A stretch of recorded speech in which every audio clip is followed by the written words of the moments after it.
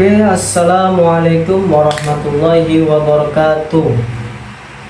Perkenalkan, nama saya Saikul Rizky. Saya dari kelas 3 KPID, NIM saya 2008-302-142. Oke, saya di sini ingin menjelaskan atau menerangkan mengenai budaya organisasi yang terbuka dan budaya organisasi yang tertutup. Oke, langsung saja untuk mempersingkat waktu. Oke, yang pertama budaya keterbukaan atau partisipatif. Nah, menurut Muklas, manajemen harus menyadari tipe umum budaya organisasi. Kalau perusahaan berkeinginan mengubah budayanya agar lebih sempurna. Oke, dan menyadari kenyataan bahwa budaya tertentu terbukti lebih superior daripada budaya lainnya. Sebagian besar para ahli di antara mereka berpendapat lebih jauh bahwa budaya terbuka dan partisipatif ini mempunyai karakter sebagai berikut. Nah, yang pertama, kepercayaan kepada bawahan.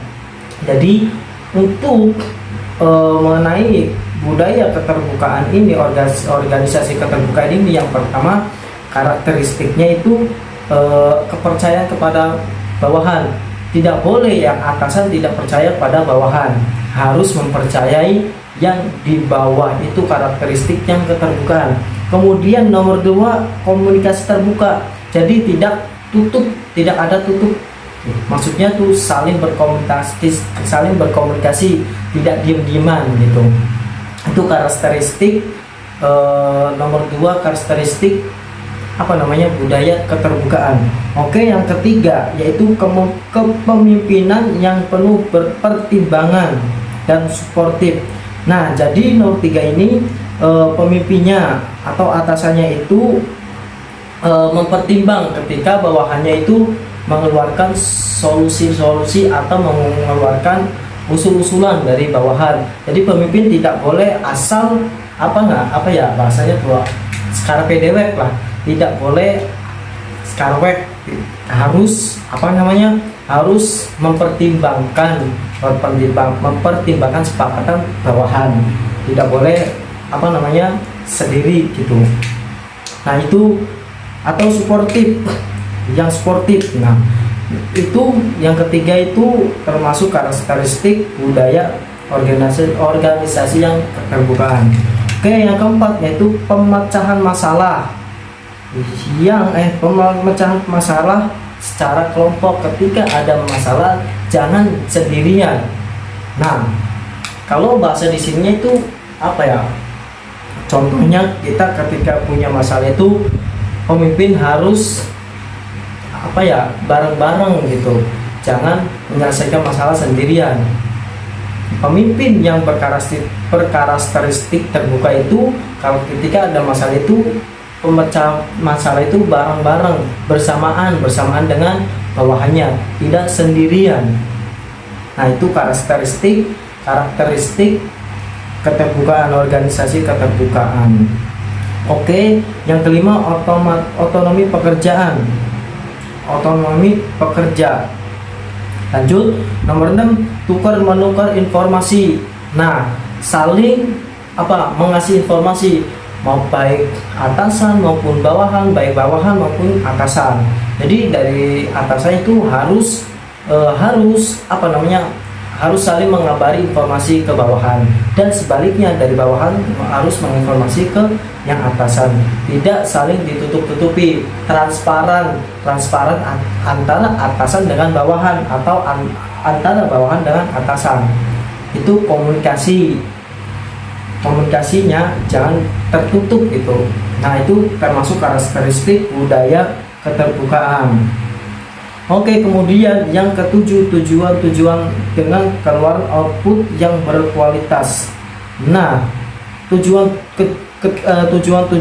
itu yang jelas gitu, yang jelas dan berkualitas. Tujuan strategi pemimpinnya itu harus jelas strateginya atau tujuan yang lainnya. Oke, lawan dari budaya yang kemudian lawan dari budaya keterbukaan itu adalah budaya tertutup atau otokratik. Nah, yang kedua menjelaskan mengenai budaya otokratik atau budaya tertutup. Terus, nah di sini pembahasannya budaya ini bisa dijadikan karakterisasi oleh tujuan-tujuan dengan keluaran yang berkualitas. Tetapi tujuan-tujuan tersebut lebih sering dideklarasikan dan diterapkan pada organisasi oleh pemimpin-pemimpin otokratik dan suka mengancam. Jadi kalau ada apa-apa diancam, kalau ada apa-apa masalah sedikit-sedikit diancam sama atasannya. Itu namanya apa ya, cuek lah, bahasanya cuek kalau budaya ketertiban.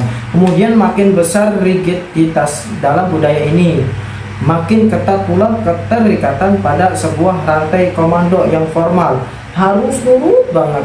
Jadi apa namanya ya, ikatan antara bawahan dengan atas itu ketat banget. Sedikit-sedikit dipermasalahkan sama atasan, salah sedikit dipermasalahkan. Jadi di sini bahasanya itu makin besar rigiditas dalam budaya ini, makin ketat pula keterikatan pada. Jadi jangan macam-macam dengan atasan, bahasanya gitu. Terus makin sempit ruang gerak manajemen dan makin keras tanggung jawab individualnya, makin paling ketat ini. Terus titik beratnya lebih kepada individu daripada kepada pekerjaan tim. Jadi titik beratnya ini kepada individu, apa namanya ya, bahasanya tuh menonjol ke individu, apa namanya bahasanya tuh, menonjol ke individu, bukan secara tim. Bahasanya apa ya, pokoknya lebih ke individu daripada ke pekerjaan tim.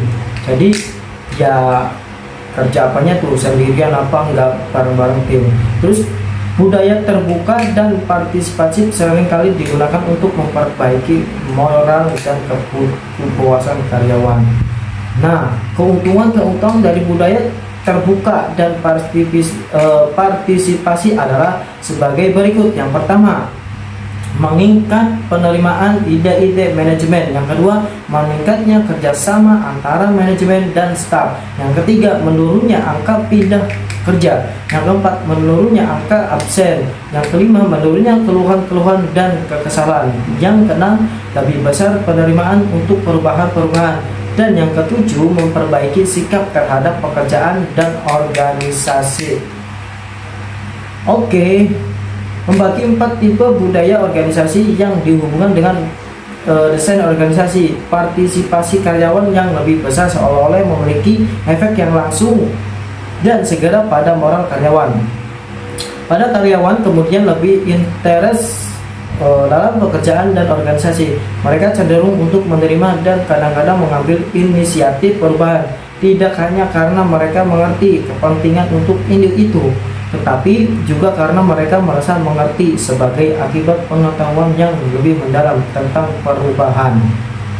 Nah, itulah sekilas penjelasan dari saya mengenai mengenai budaya keterbukaan dan budaya ketertutupan. Nah, mohon maaf, sekian saja dari saya. Apabila ada kata-kata yang tidak benar, kata-kata yang menyinggung di hati Anda, kata-kata yang tidak baik di hati Anda, saya mohon maaf sebesar-besarnya karena saya masih belajar.